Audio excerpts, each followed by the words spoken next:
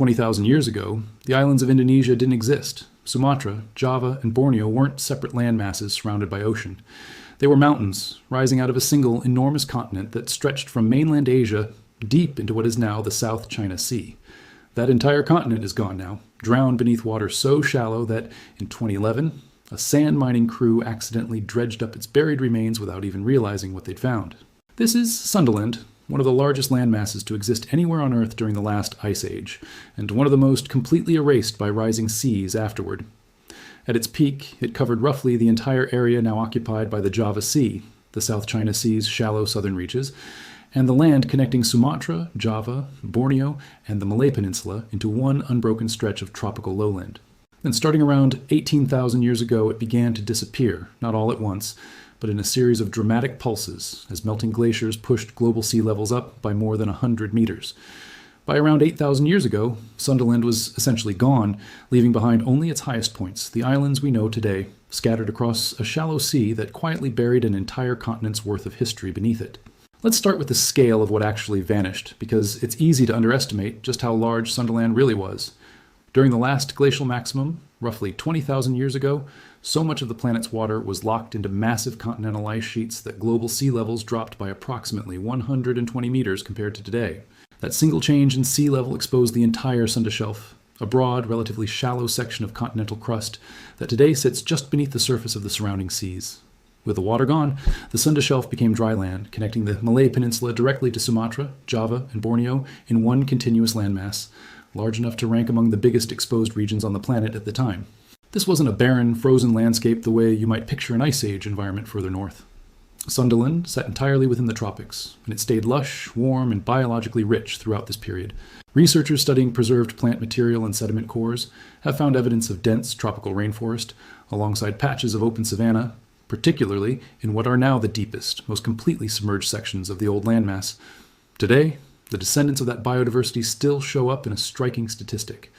This general region of Southeast Asia, much of it built on the bones of old Sundaland, is home to roughly 17% of all the world's bird species, a staggering concentration of biological diversity for a relatively small part of the globe. Sundaland's eastern edge marks one of the most significant biological boundaries anywhere on the planet, a line named after the naturalist Alfred Russel Wallace, who first noticed something strange while cataloging wildlife across this region in the 19th century.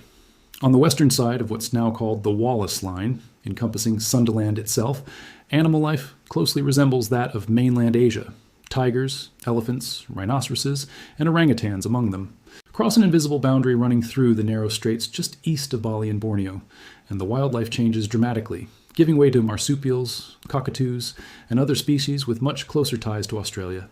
This sharp biological divide exists precisely because, even at the lowest sea levels of the last ice age, the water separating Sundaland from the islands further east, a region now called Wallacea, never fully disappeared. The channels were deep enough that even a 120-meter drop in sea level couldn't turn them into dry land, meaning Sundaland's plants and animals remained connected to mainland Asia, while the ecosystems beyond the Wallace Line developed in much greater isolation, close enough to reach by early seafaring humans and a handful of other capable animal travelers,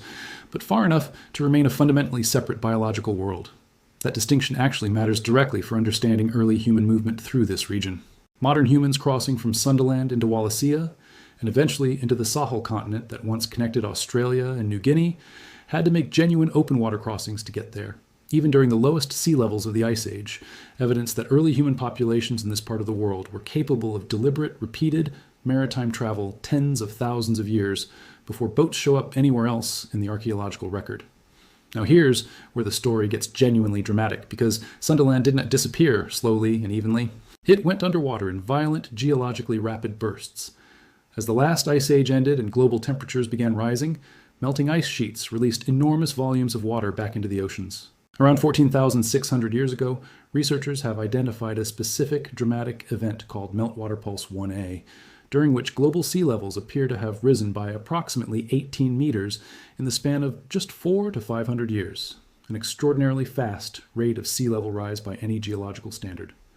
For the low-lying regions of Sundaland, this would have meant watching familiar coastlines and river valleys disappear underwater within a handful of generations, fast enough that communities living through it would have directly witnessed the loss of land their parents or grandparents had once called home. A second major surge, known as Meltwater Pulse 1B, followed later. pushing sea levels higher still, and, according to researchers studying the region's underwater geography, reducing Sundaland's total land area by more than half compared to its Ice Age peak. This is the point at which Borneo, Sumatra, and Java, previously connected sections of one continuous landmass, began separating into the distinct islands recognizable on a map today. By the time sea levels approached roughly their modern position, somewhere around 8,000 to 5,000 years before the present era, Sundaland, as a continuous continent, had effectively ceased to exist, reduced to the scattered island chain we now call maritime Southeast Asia. Researchers studying this transition have described it as offering a genuinely rare deep time record of how gradual sea level rise reshapes entire human societies over an extended period. Across roughly 13,000 years, sea levels rose by approximately 120 meters in total, a pace slow enough on a generational scale to allow real human adaptation and migration, yet fast enough, viewed across the full sweep of that timeline, to permanently and irreversibly redraw the region's coastlines and eliminate an entire category of habitable lowland that had once supported significant population. The archaeological and genetic record of the wider region shows clear evidence of both resilience and genuine loss playing out simultaneously. Human populations survived, adapted, and relocated toward higher ground, while entire cultural landscapes, hunting grounds, and settlement patterns tied to the vanished lowlands disappeared along with the land itself,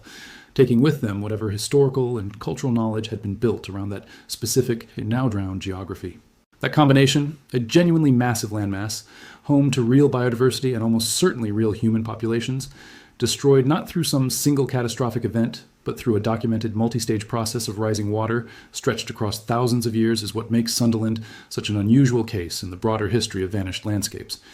It isn't a myth requiring speculation to fill in the details. It's a well-documented geological event, mapped through sediment cores, ancient coastlines, and submerged river channels that researchers can trace directly beneath the modern seafloor.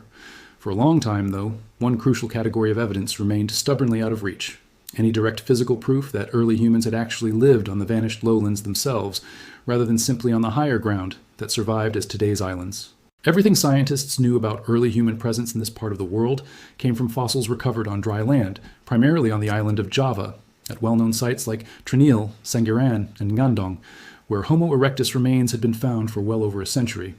Since no fossils had ever been recovered from the submerged sections of Sundaland itself, researchers had no direct evidence of whether early humans had actually spread across those drowned lowlands, or whether they'd remained more geographically limited than that. That changed in May 2025, when a team led by archaeologist Harold Berghaus at Leiden University, working alongside researchers from Indonesia, Australia, Germany, and Japan, confirmed the significance of fossils originally recovered back in 2011 during marine sand mining operations in the Madura Strait, the narrow channel of water separating the islands of Java and Madura in Indonesia. The mining crew had been dredging sediment for a land reclamation project near the city of Surabaya,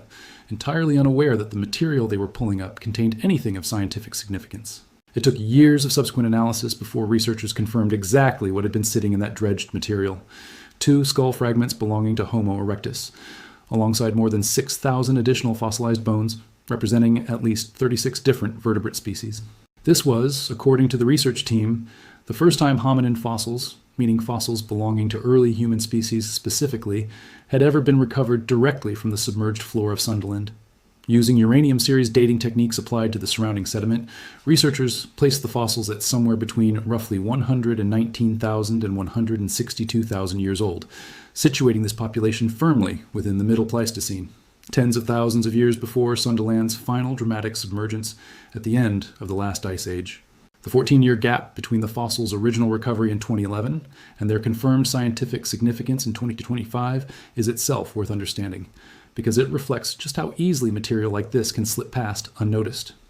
Marine sand mining operations of this kind extract enormous volumes of seabed sediment for use in coastal land reclamation projects, material that typically receives little to no archaeological screening, since nobody involved in the industrial process is looking for fossils in the first place. It was only through subsequent dedicated research collaboration between Leiden University and Indonesian institutions, including the Geological Museum in Bandung, where the specimens are now housed, that researchers went back through previously dredged material and identified what had actually been sitting there for over a decade.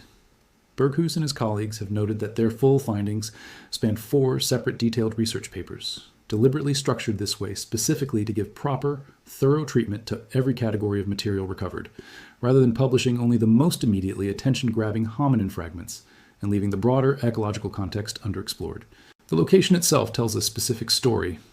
The fossils were recovered from what geologists identified as an ancient buried river valley, part of the historic path of the Solo River system, now sitting well beneath the strait's modern seabed. Researchers concluded that Homo erectus in this region was not confined to isolated pockets of high ground, the way earlier evidence, limited entirely to Java's dry land fossil sites, had seemed to suggest. Instead, this population appears to have moved along major river corridors, spreading out across the resource-rich lowlands of Sundaland itself, following waterways that offered consistent access to fresh water, fish, shellfish, and edible plants year-round. The animal remains recovered alongside the human fossils paint a genuinely vivid picture of what this now-vanished world actually looked like. Researchers identified the remains of Komodo dragons, ancestors of the massive lizards now found only on a small handful of Indonesian islands, alongside deer, water buffalo, and stegodon,